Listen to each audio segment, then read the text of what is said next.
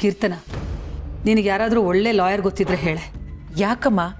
ಅಪ್ಪನಿಗೆ ಡಿಪಾರ್ಟ್ಮೆಂಟಲ್ಲಿ ಅಷ್ಟೊಂದು ಜನ ಗೊತ್ತಿದ್ದಾರೆ, ಏನು ಮಾಡೋಕ್ಕಾಗ್ತಿಲ್ವಂತ ನೀನು ಮಾತಾಡಿದ್ಯಾ ಅಪ್ಪನ ಹತ್ರ? ಮಾತಾಡ್ದೆ ಕಣೆ, ಆದರೆ ಈ ಕೇಸಲ್ಲಿ ಏನೂ ಮಾಡೋಕ್ಕೆ ಆಗಲ್ಲ ಅಂತ ಹೇಳ್ತಿದಾರಂತೆ. ಅದಕ್ಕೆ ನಾವೇ ಏನಾದರೂ ಯೋಚನೆ ಮಾಡಬೇಕು. ಛೇ, ಎಂಥ ಪರಿಸ್ಥಿತಿ ಬಂದ್ಬಿಡ್ತಮ್ಮ.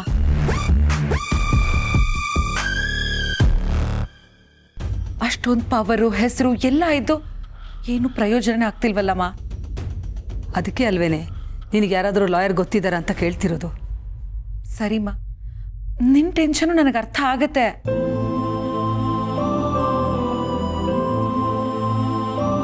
ಒಬ್ಬ ತಾಯಿಯಾಗಿ ನಿನಗೆ ಎಷ್ಟು ಆತಂಕ ಆಗ್ತಿದ್ಯೋ, ಒಬ್ಬ ಅಕ್ಕ ಆಗಿ ನಾನು ಅಷ್ಟೇ ಒದ್ದಾಡ್ತಾ ಇದ್ದೀನಿ. ಇರು, ಏನಾದರೂ ಒಂದು ವ್ಯವಸ್ಥೆ ಮಾಡೋಣ.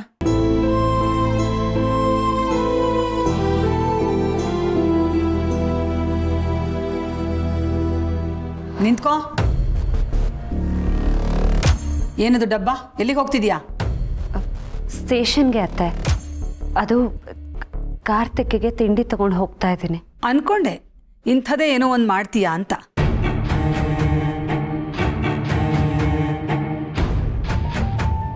ಅಲ್ವೇ, ನಿನ್ನ ಗಂಡನಿಗೆ ನೀನೇ ಇಂಥ ಸ್ಥಿತಿ ತಂದು ಈಗ ತಿಂಡಿ ತಗೊಂಡು ಹೋಗ್ತೀನಿ ಅನ್ನೋ ನಾಟಕ ಆಡ್ತಿದ್ಯಲ್ಲ, ನಾಚಿಕೆ ಆಗಲ್ವಾ ನಿನಗೆ?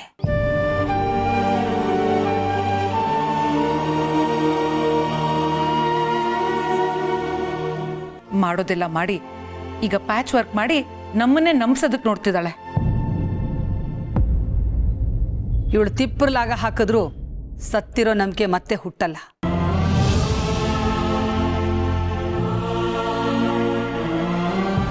ಅತ್ತೆ, ನಾನು ಇದನ್ನೆಲ್ಲ ನಿಮ್ಮನ್ನು ನಂಬಿಸೋದಕ್ಕೆ ಅಂತ ಮಾಡ್ತಿಲ್ಲ. ನನ್ನ ಗಂಡನ ಮೇಲಿರೋ ಪ್ರೀತಿಯಿಂದ ಮಾಡ್ತಾ ಇದ್ದೀನಿ. ಓ, ಪ್ರೀತಿಯಿಂದನೇ ಜೈಲಲ್ಲೂ ಕೂರಿಸಿರ್ಬೇಕಲ್ವಾ? ಅತ್ತೆ, ಈಗ ನನಗೆ ಗೊತ್ತು, ನಾನು ಏನು ಹೇಳಿದ್ರು ನೀವು ಅದನ್ನು ನಂಬೋ ಸ್ಥಿತಿಲಿ ಇಲ್ಲ ಅಂತ.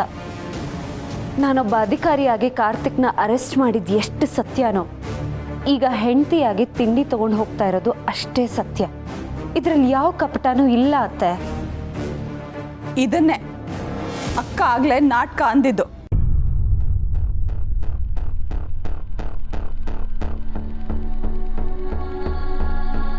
ನೋಡು, ಹೇಗೋ ಮಾಡಿ ಅವನನ್ನ ಜೈಲಿಗೆ ಸೇರಿಸಿದ್ಯಾ, ಇನ್ನಾದರೂ ಅವನನ್ನ ಬಿಟ್ಬಿಡು.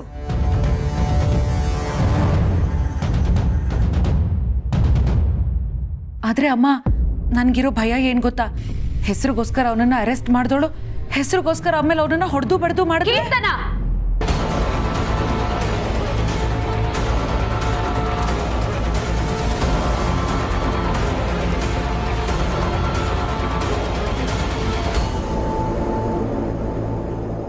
ನೋಡಿದ್ಯಮ್ಮ, ನೋಡಿದ್ಯಾ ಇವಳು ಕೋಪನ? ಮೊದಲೇ ಇವಳಿಗೆ ಇಷ್ಟು ಕೋಪ ಇದೆ. ನೋಡು, ನಿನ್ನ ಕೋಪ ತಾಪ ಏನೇ ಇದ್ರೂ ಅದು ನನ್ನ ಮಗನ ತನಕ ಬರಬಾರ್ದು. ಅವನನ್ನು ಆಚೆ ಹೇಗೆ ಕರ್ಕೊಂಬರ್ಬೇಕು ಅಂತ ನನಗೆ ಚೆನ್ನಾಗಿ ಗೊತ್ತು. ಆದರೆ ಅಲ್ಲಿ ತನಕ ಅವನ ಕೂದಲು ಕೂಡ ಕೊಂಕಬಾರ್ದು.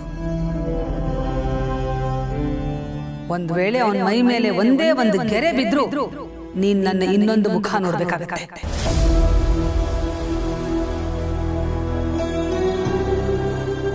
ಇಲ್ಲ ಅತ್ತೆ, ನಾನು ಯಾಕೆ ಹಾಗೆ ಮಾಡಲಿ?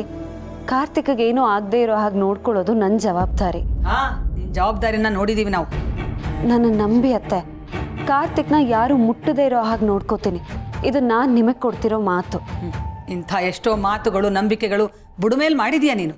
ಈ ಮಾತಿನ ಮೇಲಾದ್ರೂ ನಿಂತ್ಕೋ. ಸರಿ ಅತ್ತೆ, ಬರ್ತೀನಿ.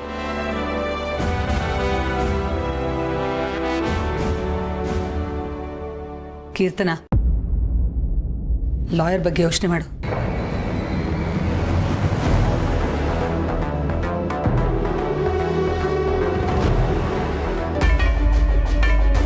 ಕಾರ್ತಿಕ್ ಮೈನ ಯಾರೂ ಮುಟ್ಟಬಾರ್ದು, ಅವನ ಕೂದಲು ಕೊಂಕಬಾರ್ದು. ಓಕೆ.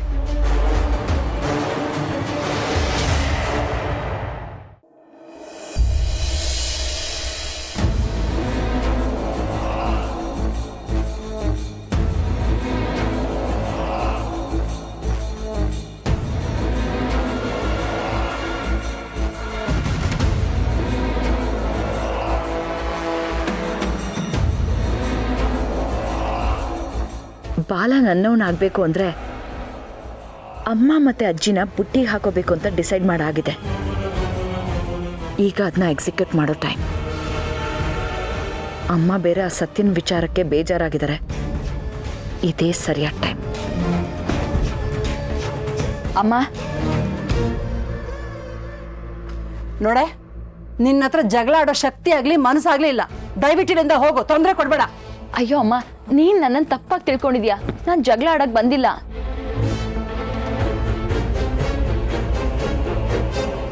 ಅಮ್ಮ, ನಿನಗೆ ಅಜ್ಜಿಗೆ ನಾನು ತುಂಬ ತೊಂದರೆ ಕೊಟ್ಟಿದ್ದೀನಿ, ನೋವು ಮಾಡಿದ್ದೀನಿ. ಗೊತ್ತಲ್ವಾ? ಹೋಗೀಗ. ಹಾಗಲ್ಲಮ್ಮ, ನಮಗೆ ಬೇಕಾಗಿರೋರು ನಮಗೆ ನಂಬಿಕೆ ದ್ರೋಹ ಮಾಡಿದಾಗ ಹೇಗೆ ಫೀಲ್ ಆಗುತ್ತೆ ಅಂತ ನನಗೆ ಚೆನ್ನಾಗಿ ಗೊತ್ತು. ಆದರೆ ಇವಾಗ ನೋಡು, ನೀವೆಲ್ಲರೂ ನಂಬಿರೋ ಆ ಸತ್ಯ ನಿಮಗೆ ಮೋಸ ಮಾಡಿಬಿಟ್ಲು. ಅವಳು ಕೊಟ್ಟಿರೋ ಈ ಪೆಟ್ಟನ ಪಾಪ ನೀವೆಲ್ಲ ಹೇಗೆ ಸಹಿಸ್ಕೋತಿರೋ ಏನೋ. ನಾನಾದರೆ ಮೊದಲಿಂದನೂ ಹೀಗೆ ಸರಿ ಇಲ್ಲ.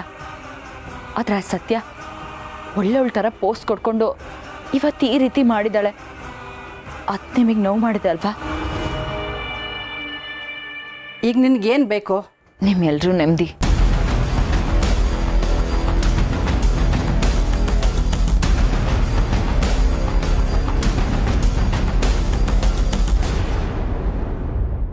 ನೋಡಮ್ಮ, ನಾನು ಮುಂಚಿನ ಥರ ಚುಚ್ಚು ಮಾತಾಡಕ್ಕೆ ಬಂದಿಲ್ಲ. ನಾನಿವಾಗ ಬದಲಾಗಿದ್ದೀನಿ. ಹೌದು, ನೆನ್ನೆ ಸತ್ಯನ ವಿಷಯ ಮಾತಾಡಿದಾಗ ನಾನು ಓವರ್ ಆಗೇ ಮಾತಾಡಿದೆ. ಆ ರೀತಿ ಮಾತಾಡಿದ್ದು ಆ ಸತ್ಯನ ಮೇಲಿರೋ ಕೋಪಕ್ಕೆ, ನಿಮ್ಗಳ ಮೇಲಿರೋ ಪ್ರೀತಿಗೆ.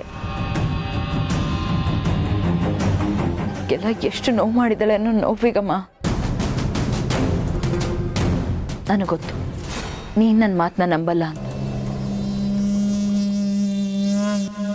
ಕಷ್ಟ ಕಾಲದಲ್ಲಿ ಒಬ್ರಿಗೊಬ್ರು ಆಗಬೇಕು ಅಂತ ನನಗೂ ಚೆನ್ನಾಗಿ ಗೊತ್ತು. ಆದರೆ ನಿನ್ನ ಅಜ್ಜಿನ ಈ ರೀತಿ ನೋಡೋಕೆ ನನ್ನ ಕೈಲಾಗ್ತಿಲ್ಲ. ನೀನು ಅಜ್ಜಿ ಅವಳು ಮಾಡಿರೋ ತಪ್ಪನ್ನ ತಲೆ ಕೆಡ್ಸ್ಕೊಳ್ದೆ ಅವಳೇ ಅದನ್ನ ಸರಿ ಮಾಡ್ಕೋತಾಳೆ ಅಂತ ಅಂದ್ಕೊಂಡ್ರೆ ಅದು ತಪ್ಪು. ಅಷ್ಟರಲ್ಲಿ ಕಾಲ ಮೀರಿ ಹೋಗಿರುತ್ತೆ. ಅವಳು ಮಾಡಿರೋ ಎಡ್ವಟ್ಟು ಯಾವತ್ತೂ ಸರಿ ಹೋಗ್ದಿರೋ ಅಂಥದ್ದು. ನೀವು ಹೆಂಗೆ ಯೋಚನೆ ಮಾಡಿದ್ರೆ ನಿಮ್ಮ ಆರೋಗ್ಯ ಹಾಳಾಗತ್ತೆ. ಸಮಸ್ಯೆಗೆ ಪರಿಹಾರ ಸಿಗಲ್ಲ. ಸಮಾಧಾನವಾಗಿ ಯೋಚನೆ ಮಾಡಿ. ಇಷ್ಟನ್ನು ಮಾತ್ರ ನಾನು ಹೇಳ್ಬೋದು. ಎಷ್ಟು ಕಷ್ಟಪಟ್ಟು ಅವಳೇ ಒಂದು ಬದುಕು ಕಟ್ಕೊಂಡಿದ್ಲು. ಈಗ ಅವಳು ಕೈಯಾರ ಹಾಳು ಮಾಡ್ಕೊಂಡ್ಲು. ನನಗಂತೂ ಸತ್ಯ ಹೀಗೆ ಮಾಡಿದ್ಲು ಅಂತ ನಂಬೋಕೆ ಆಗ್ತಿಲ್ಲ. ಸತ್ಯ ಅವಳ ತಪ್ಪನ್ನ ಸರಿ ಮಾಡ್ಕೊಳಕ್ಕೆ ಒಂದೇ ಒಂದು ಅವಕಾಶ ಇದೆ. ಆದರೆ ಅವಳು ಅದನ್ನ ಮಾಡಕ್ಕೆ ಡೌಟ್. ಏನೇ ಅದು? ಬೇಡ ಬಿಡಮ್ಮ, ಅವಳು ಒಪ್ಕೊಳ್ಳೋದಿಲ್ಲ. ಅದರಿಂದ ಅವಳ ಜೀವನ ಸರಿ ಹೋಗುತ್ತೆ ಅನ್ನೋದಾದರೆ ನಾನು ಅವಳನ್ನ ಒಪ್ಪಿಸ್ತೀನಿ. ಅದೇನು ಅಂತ ಹೇಳೆ. ಅವಳನ್ನ ಆ ಪೊಲೀಸ್ ಕೆಲಸಕ್ಕೆ ರಾಜೀನಾಮೆ ಕೊಡಕ್ಕೆ.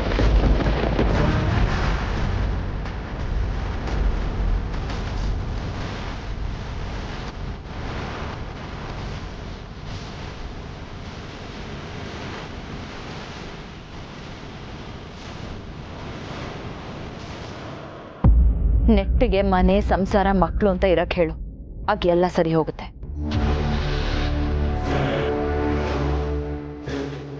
ಹೌದಮ್ಮ, ಇವಾಗ ಅವಳಿಗಿರೋದು ಇದು ಒಂದೇ ದಾರಿ. ಇದರಿಂದ ಕಾರ್ತಿಕ್ ಮನೆಯವ್ರಿಗೆ ಇವಳ ಮೇಲೆ ಸ್ವಲ್ಪನಾದ್ರೂ ಕೋಪ ಕಡಿಮೆ ಆಗ್ಬೋದು, ಚೂರು ಪ್ರೀತಿ ಹುಟ್ಟಬಹುದು. ನೋಡು, ನಾನು ಹೇಳಿದ್ನ ಮಾಡಲೇಬೇಕು ಅಂತೆಲ್ಲ ಏನೂ ಇಲ್ಲ. ನಿಮಗೆಲ್ಲ ನನ್ನ ಮಾತು ಅಷ್ಟಕ್ಕಷ್ಟೇ ಅಂತ ನನಗೂ ಚೆನ್ನಾಗಿ ಗೊತ್ತು. ಇದ್ರ ಮೇಲೆ ನಿಮ್ಮಿಷ್ಟ.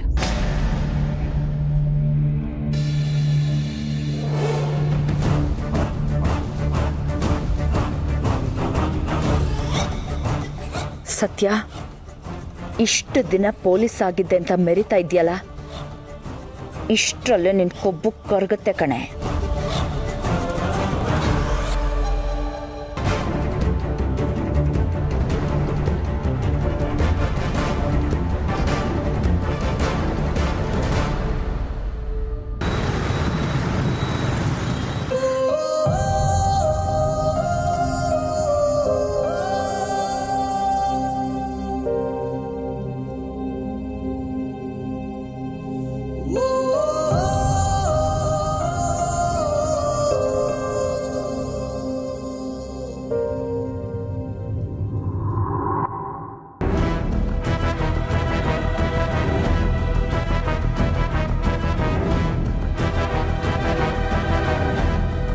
ಅಮೂಲ್ ಬೇಬಿ, ನಿನ್ನ ಕೋಪ ಇನ್ನೂ ಕಡಿಮೆ ಆಗಿಲ್ವಾ?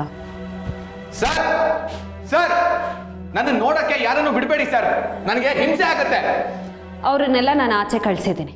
ಓ ಸೂಪರ್ ಮೇಡಮ್, ಇನ್ಯಾರ ಕರೀಲಿ ನಾನು?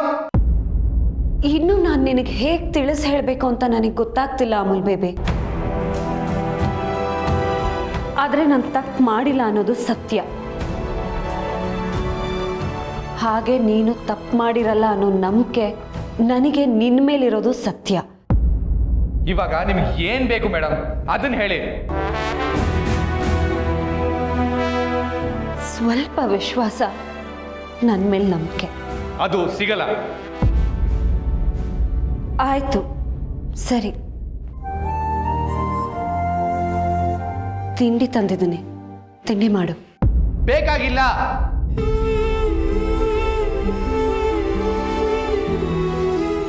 ಯಾಕೆ ಇಷ್ಟು ಹಠ ಮಾಡ್ತೀಯ ಅಮೂಲ್ ಬೇಬಿ? ಕಷ್ಟ ಸುಖ ಎರಡರಲ್ಲೂ ನಾವು ಒಂದೇ ಥರ ಇರಬೇಕು. ಒಬ್ರ ಕೈ ಇನ್ನೊಬ್ರು ಬಿಡಬಾರ್ದು. ನೀನು ಈ ಥರ ಆಡಿದ್ರೆ ನಾನು ಒಂಟಿ ಆಗ್ಬಿಡ್ತೀನಿ. ನಾನು ಆಲ್ರೆಡಿ ಒಂಟಿನೇ. ಆಯ್ತಪ್ಪ, ಆಯ್ತು. ನನ್ನ ಮೇಲಿನ ಕೋಪನ ತಿಂಡಿ ಮೇಲೆ ತೋರಿಸ್ಬೇಡ. ದಯವಿಟ್ಟು ತಿಂಡಿ ಮಾಡು. ನೀವು ಬಡ್ಸಿರೋ ಹಬ್ಬದ ದುಡ್ಡಕ್ಕೆ ನನ್ನ ಹೊಟ್ಟೆನೇ ಹಸಿತಾ ಇಲ್ಲ, ಇನ್ ತಿಂಡಿ ಹೆಂಗ್ ತಿನ್ಲಿ? ವ್ಯಂಗ್ಯವಾಗಿ ಮಾತಾಡಬೇಡ ಅಮೂಲ್ ಬೇಬಿ. ಈಗ ನಾವು ಮುಂದೆ ಏನು ಅಂತ ನೋಡಬೇಕು. ಮುಂದೆ ಏನು ಅಂತ ನೀವ್ ನೋಡಿ ಮೇಡಮ್, ನಮ್ದೇನಿದ್ರು ಅನ್ಭವಿಸೋದೇ ತಾನೆ. ಸಾಕು ಅಮೂಲ್ ಬೇಬಿ. ಎಷ್ಟು ಅಂತ ಚುಚ್ಚು ಮಾತಾಡ್ತೀಯ? ನಾನೇನ್ ಬೇಕು ಅಂತ ಹೀಗೆ ಮಾಡಿದ್ನಾ? ಇಷ್ಟು ಅರ್ಥ ಮಾಡ್ಕೊಳ್ಳೋದು ಬೇಡವಾ? ಎಷ್ಟು ಅಂತ ನಾನು ಸಹಿಸ್ಕೊಳ್ಳಿ ಹೇಳು. ನೋಡು, ಸರಿಯಾಗಿ ಕೇಳಿಸ್ಕೊ. ನಾನು ನಿನ್ನನ್ನು ಅರೆಸ್ಟ್ ಮಾಡಿದ್ದಕ್ಕೆ ಬೇರೆ ಬೇರೆ ಕಾರಣಗಳಿದೆ.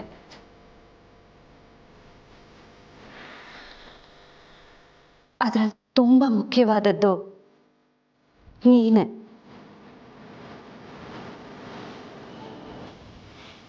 ನೀನು ನಿರಪರಾಧಿ ಅಂತ ಎಲ್ಲರ ಮುಂದೆ ಪ್ರೂವ್ ಮಾಡೋದು.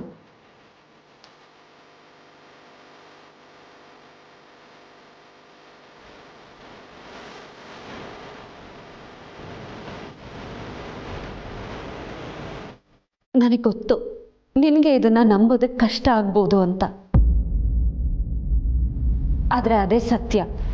ನೀನು ನಿರಪರಾಧಿ ಅಂತ ಪ್ರೂವ್ ಆಗಬೇಕು ಅಂದರೆ ನಾನು ನಿನ್ನನ್ನು ಅರೆಸ್ಟ್ ಮಾಡಬೇಕಿತ್ತು. ಅದನ್ನೇ ಮಾಡಿದ್ದು. ನನ್ನ ಗಂಡನಿಗೆ ಕೆಟ್ಟದಾಗಲಿ ಅಂತ ಯೋಚನೆ ಮಾಡೋ ಹೆಂಡತಿ ನಾನಲ್ಲ. ಅದಕ್ಕಿಂತ ಹೆಚ್ಚಾಗಿ ನೀನು ನನ್ನ ಪ್ರಾಣ ಅಮೂಲ್ ಬೇಬಿ. ನನ್ನ ಪ್ರಾಣನ ಕಾಪಾಡ್ಕೋಬೇಕು ಅಂದರೆ ನಾನು ಇದನ್ನು ಮಾಡಲೇಬೇಕಿತ್ತು. ಏನ್ ಹೇಳ್ತಿದ್ಯಾ ಸತ್ಯ? ನಿಜ ಅಮೂಲ್ ಬೇಬಿ. ಸ್ವಲ್ಪ ಸಮಾಧಾನದಿಂದ ನಾನು ಹೇಳೋದನ್ನ ಕೇಳಿಸ್ಕೊ.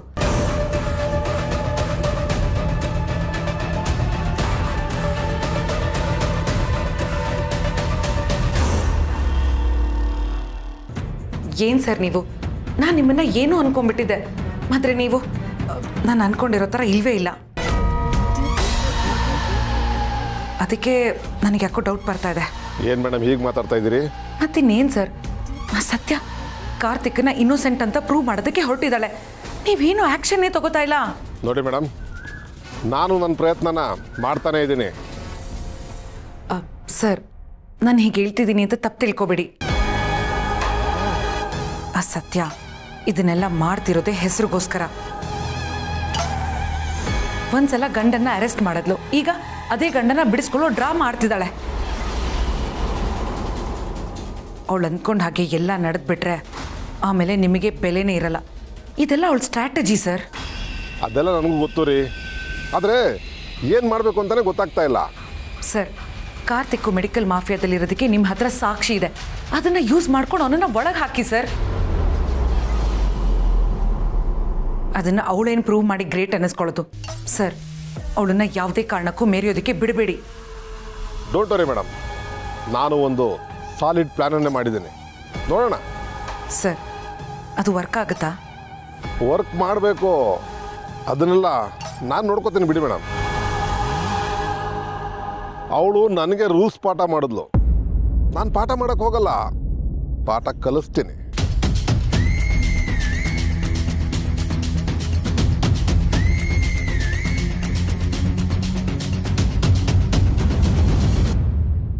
ಏನಿದು ಡಾರ್ಲಿಂಗು? ಎಷ್ಟೇ ಆದರೂ ಅವನು ನಿನ್ನ ತಮ್ಮ. ಇದು ಯಾಕೋ ಸರಿ ಅನಿಸ್ತಾ ಇಲ್ಲ. ಸುಹಾಸ್, ಭಾಷಣ ಬಿಗಿಯೋದನ್ನ ಬಿಟ್ಟು ಏನಾದರೂ ಯೂಸ್ಫುಲ್ ಆಗಿರೋದನ್ನ ಮಾತಾಡು. Everything is fair in business. ಇಲ್ಲಿ ಇಮೋಷನ್ಸ್ಗೆ ಜಾಗ ಇಲ್ಲ.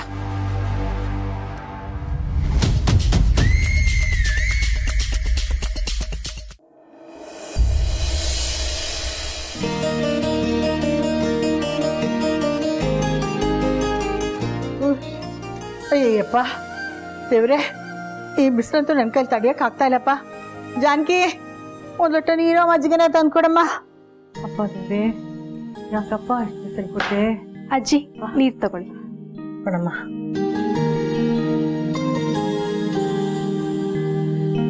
ಅಪ್ಪ, ಅಯ್ಯೋ ತಣ್ಣಗಾಯ್ತಮ್ಮ. ಈ ಬಿಸಿಲಿಗೆ ಎಷ್ಟೇ ನೀರು ಕುಡಿಲಿ, ಎಷ್ಟೇ ಮಜ್ಜಿಗೆ ಕುಡಿಲಿ, ದಾಹ ಮಾತ್ರ ತಣಿಯಲ್ಲ ಕಣೆ. ತಗೊಳ್ಳೆ. ಹೌದು, ನೀನು ತಗೊಂಬಂದಿಲ್ಲ, ಜಾನಕಿ ಇಲ್ಲೋದು? ಆವಾಗಲೇ ಆಚೆ ಇದ್ರು, ಆಮೇಲೆ ಎಲ್ಲಿ ಹೋದ್ರು ಅಂತ ನಾನು ನೋಡಲಿಲ್ಲ ಅಜ್ಜಿ.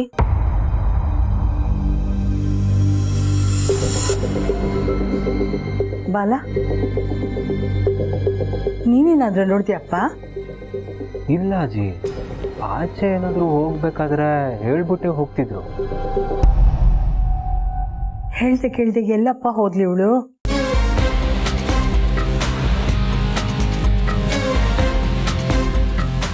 ನಿನ್ನ ಮೊಮ್ಮಗಳು ಕೆಲಸಕ್ಕೆ ಎಳ್ಳು ನೀರು ಬಿಡಕ್ಕೆ ಹೋಗಿದ್ದಾರೆ. ಸ್ವಲ್ಪ ತಾಳಜ್ಜಿ, ನಿನಗೆ ಎಲ್ಲ ಗೊತ್ತಾಗುತ್ತೆ. ಪಾಪ ಕಣೋ ಜಾನಕಿ. ನನ್ನ ಸತ್ಯನ ವಿಚಾರನ ತುಂಬಾ ಮನ್ಸಿಗೆ ಹಚ್ಕೊಂಡ್ಬಿಟ್ಟಿದ್ದಾಳೆ. ಅವಳು ಒದ್ದಾಟನ ನನ್ನ ಕೈಲಿ ನೋಡೋಕ್ಕೆ ಆಗ್ತಿಲ್ಲ. ಆ ಸತ್ಯ ಮಾಡಿರೋ ಮನೆ ಹಾಳು ಕೆಲಸಕ್ಕೆ ಇನ್ನೇನು ಮಾಡ್ತಾರೆ ಪಾಪ ನಮ್ಮಮ್ಮ. ಈ ನಾಟಕನೆಲ್ಲ ಬೀದಿಲಿ ಹೋಗಾಡೆ ಜನ 4 ಕಾಸಾದ್ರೂ ಹಾಕ್ತಾರೆ. ನನ್ನ ಮುಂದೆ ಇದೆಲ್ಲ ಬೇಡ. ನಿನ್ನಂತ ವಿಷ ಸರ್ಪನೇ ಅಮ್ಮ ತಡ್ಕೊಂಡಿರುವಾಗ ಸತ್ಯಕ್ಕನ್ ವಿಷಯ ಏನು ದೊಡ್ಡದಲ್ಲ ಬಿಡು. ತೆಗೆದು ಬಾರ್ಸಿದ್ರೆ ನಿನ್ನನ್ನು ಯಾರೇ ಮಾತಾಡ್ಸಿದ್ದು? ಬಾಯಿ ಮುಚ್ಕೊಂಡು ನಿಂತ್ಕೋ. ದಿವ್ಯಾ, ನಿನಗೆಷ್ಟು ಸರಿ ಹೇಳಿದ್ರು ನೀನು ಬದಲಾಗೋದೇ ಇಲ್ಲ ಅಲ್ವಾ? ಒಟ್ಟಿನಲ್ಲಿ ಬೇಡದೇ ಇರೋ ಕಡೆ ಮಾತಾಡಿ ನಿನ್ನ ಮರ್ಯಾದೆ ನೀನೇ ಕಳ್ಕೊಂಡು. ನಾನು ನಿಜವಾಗ್ಲೂ ಹೇಳಿದ್ದು ಅದು ಅಮ್ಮನ ಮೇಲಿರೋ ಕನ್ಸನಿಂದ.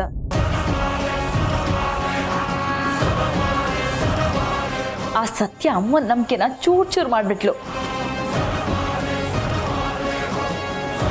ಪಾಪ ಅಮ್ಮ ಎಷ್ಟು ಬೇಜಾರು ಮಾಡ್ಕೊಂಡಿದ್ದಾರೆ ಗೊತ್ತಾ? ಬಾತ್ರೂಮಲ್ಲಿ ಬಿಕ್ಕಿ ಬಿಕ್ಕಿ ಅಳ್ತಿದ್ರು.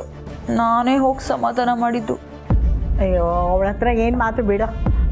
ಬಾಲ, ಜಾನಕಿ ಎಲ್ಲಿ ಹೋಗಿದ್ದಾಳೆ ಅಂತ ತಿಳ್ಕೊಬೇಕಲ್ಲೋ.